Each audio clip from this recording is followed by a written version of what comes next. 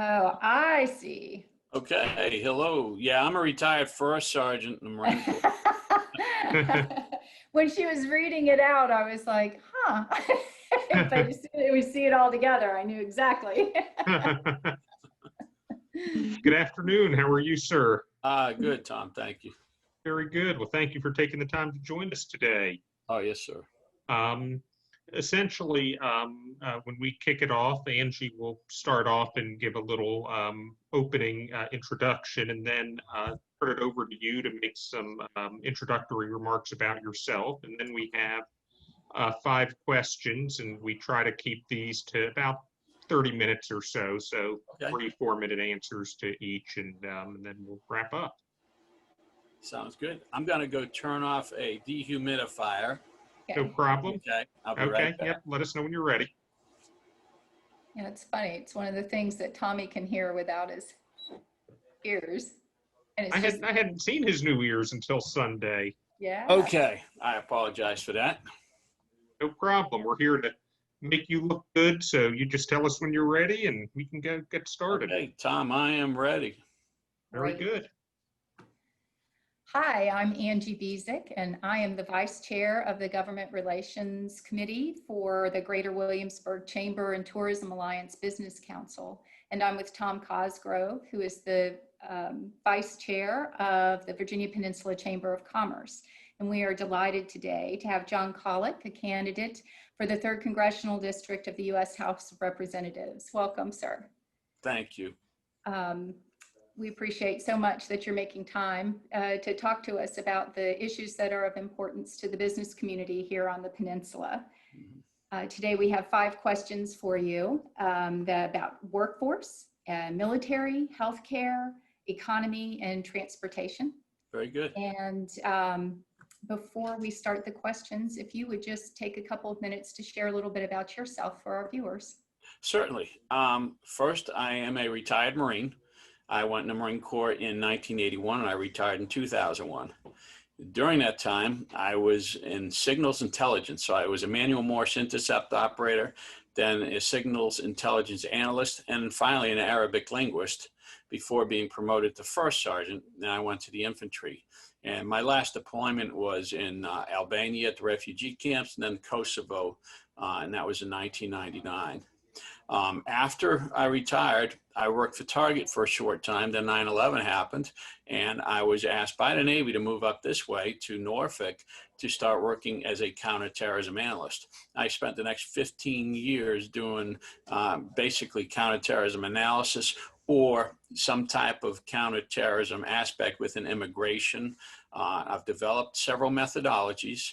One is called the asymmetric threat methodology, which is used to identify when a terrorist attack could take place beforehand. And it was very successful since 2005. As you know, we haven't had a successful terrorist attack in the country since, but we've had a number of times when people have been arrested up in New York for trying to conduct a terrorist attack. So we've been very, very successful there. I also developed a maritime random patrol matrix for the Coast Guard, which is used around the country in various ports, and it saves quite a bit of money because it kind of shows that a Coast Guard unit is everywhere in a port, the way we've developed it and sent folks. And finally, when I was over working in immigration, I developed the Syrian refugee vetting process. It was very, very successful. Unfortunately, at one point, the President Obama, was making comments about our success and explained how we did it. And within an hour, the whole evolution fell apart, and we lost that ability. That capability went away. I became an immigration officer after that. My son has Down syndrome. There was no school up in Northern Virginia that could handle him that we could find in an area that we could afford. He was in a very good school here in Chesapeake. And so we decided that we were going to have to stay here. And so I moved into immigration as an immigration officer instead of an intelligence officer in immigration. I did that for a year. The very first person I interviewed was an ISIS sympathizer and probably an ISIS member.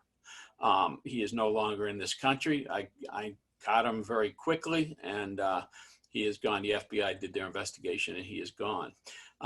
After I was there for about a year, I was on the way back from a naturalization ceremony in Abingdon, Virginia, and I was involved in a serious car accident and had to retire.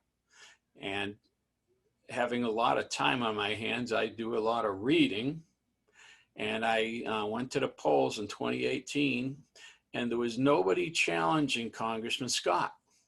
Now, I'm a believer that we should always have two people on the ballot. And so I really want to take a look and see, first, do I really disagree with everything Congressman Scott stood for, everything he did? And so I researched him, and I found out, oh my goodness, I do. So then I started looking for somebody who would run against the congressman. Couldn't find anyone, and so I decided that if not me, who? And that brought me to the point where we're at today.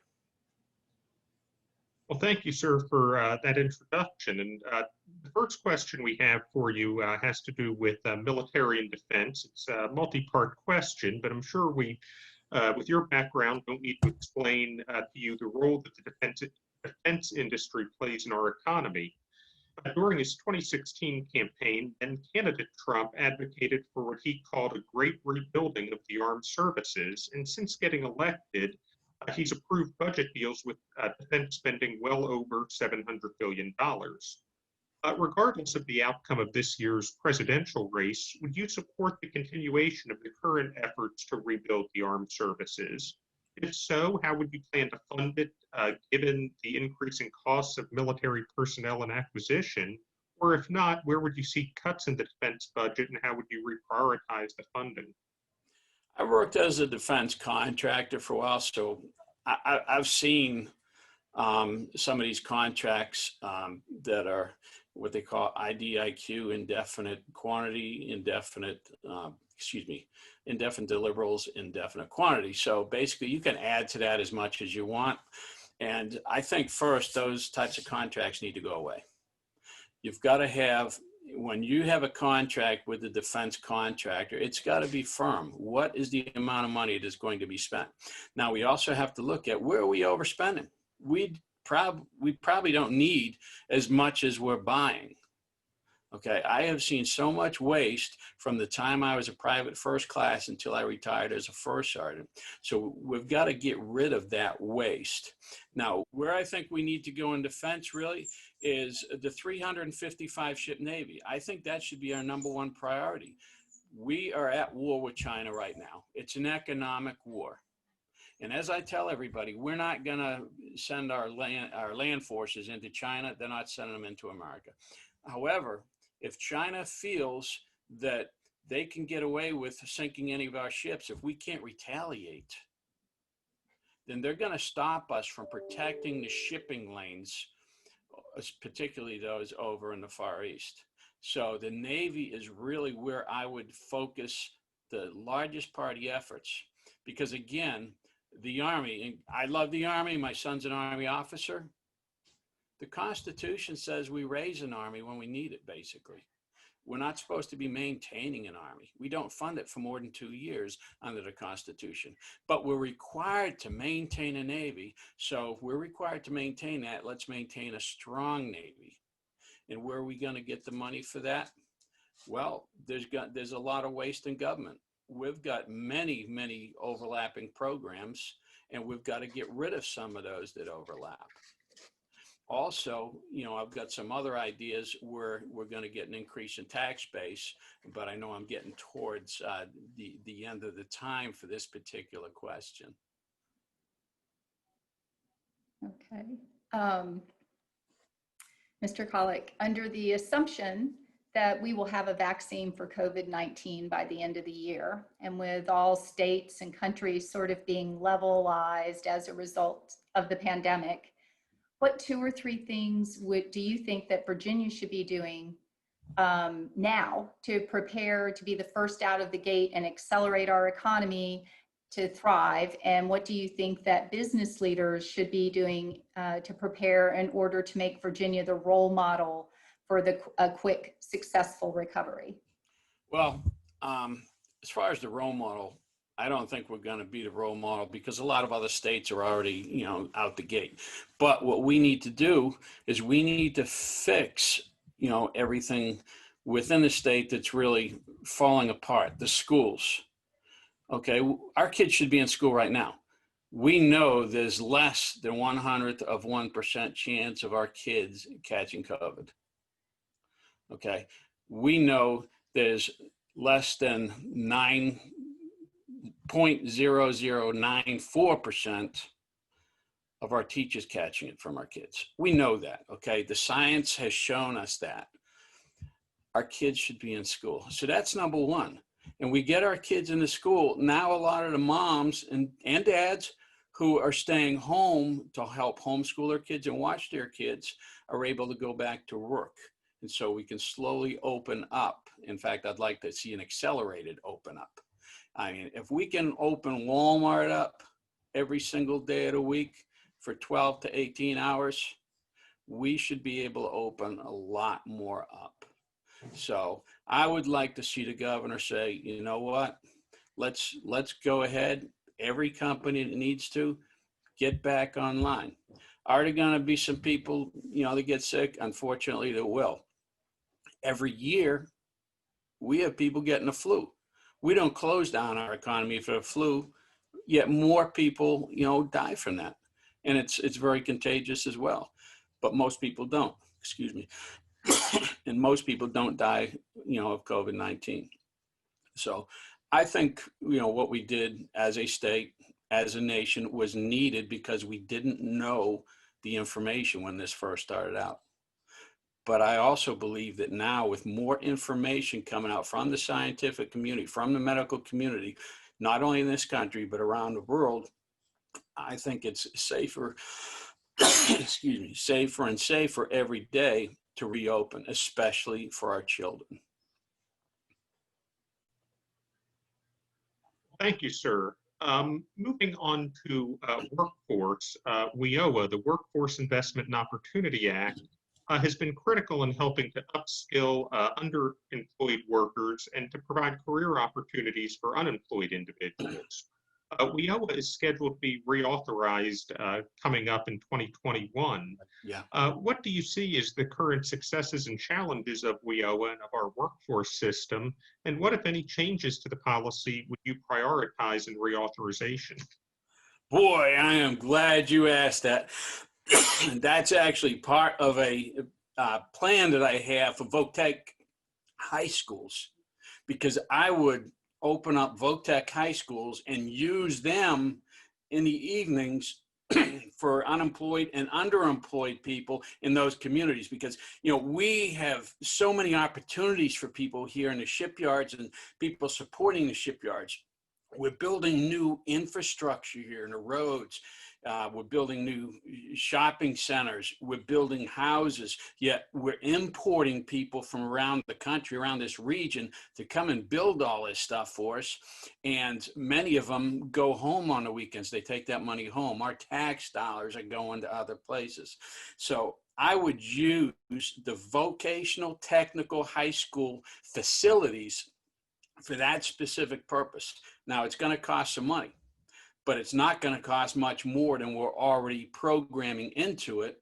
So why don't we just build some permanent buildings, make sure that our young folks are trained in those trades while we're simultaneously training those who didn't have that same opportunity. So those are the folks that are going to start building our roads, our bridges, our buildings, our ships, instead of bringing people from outside in. It's going to raise our economy. It's going to really help the neighborhoods outside the shipyards. And it's going to also lower crime.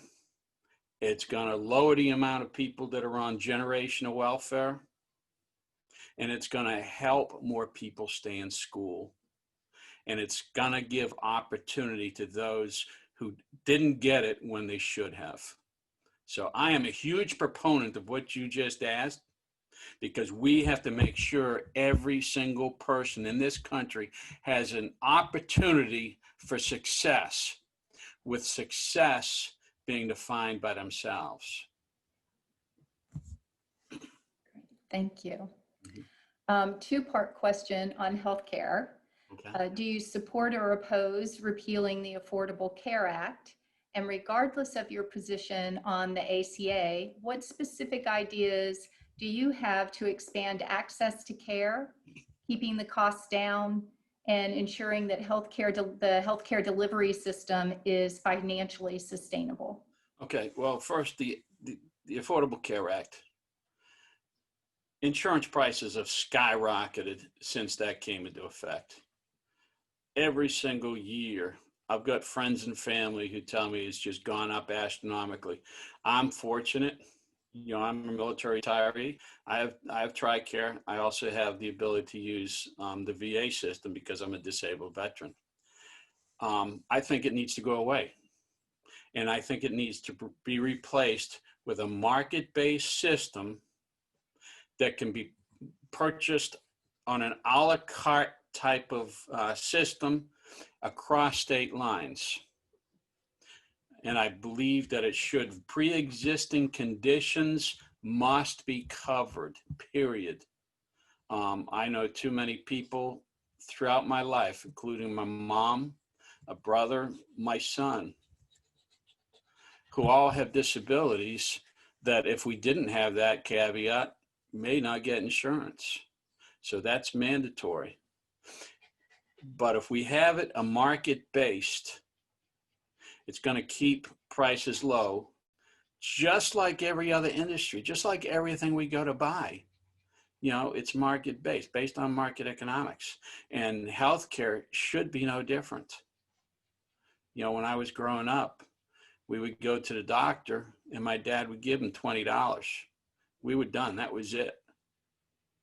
People should be taking responsibility for their health care. Now, there are some people who can't afford it.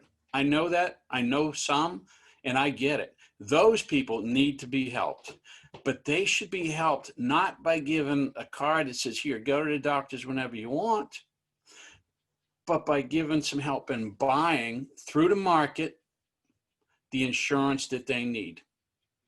And if there's a part of insurance they don't need based on their age, based on their sex, or anything else, they should not be required to buy it. Okay, my wife is not going to have another child. She should not be required to have insurance that covers pregnancy. You know, that's as simple as that. And that's just how John feels. And if you want catastrophic health insurance, you know, you can buy that if you don't want to buy regular health insurance. But, you know, sooner or later, the responsibility is on the individual. And I'm a firm believer in that. But there are people that do need help. And I will always be there to help anyone who needs help, particularly those who try to help themselves. Well, thank you. And our final question has to do with transportation. Our current transportation system is complex, and it includes public transit, airports, ports, roads, bridges, tunnels, interstates, and there's a variety of organizations that govern all of these systems, whether it's local, state, or federal governments, whether it's private entities or authorities. There's also this disparate governance and the disparate funding streams impede efforts to provide quality and efficient transportation systems. To address these challenges, particularly as localities and regions grow into mega regions, how do we create a transportation structure where all the puzzle pieces fit into an interwoven and more functional system? Wow, Tom, that is probably the question of the century. We've been here 18 years, and you know everything you mentioned. You know, we've seen parts of it being fixed, and rarely in a way that I think is appropriate or a good use of money. The roads going from here to Richmond are being expanded, and I think that's a good thing. But as the mayor of Suffolk had told me, that's been expanded because each of the cities is paying for it down here on the south side, not so much VDOT. We've got some tunnels down here going under the Elizabeth River. We have to pay tolls on those tunnels, yet they benefit not only the people of this region, but the people of the country, because we've got a lot of commerce going through those. We pay taxes for these things to be fixed, maintained.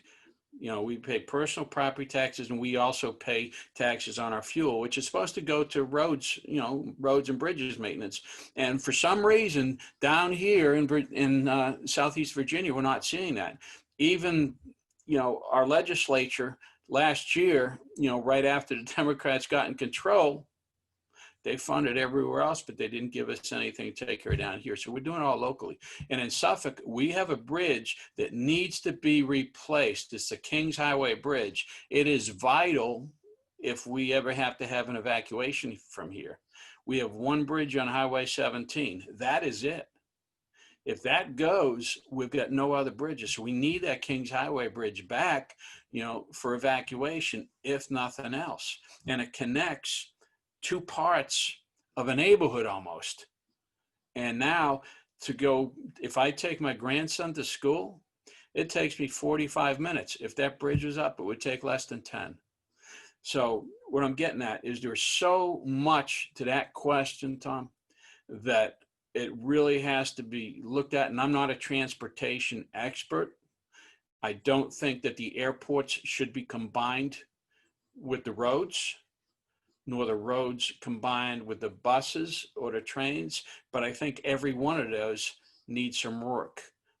I think the best public transportation that we have in this area is our bus system. I think it's working.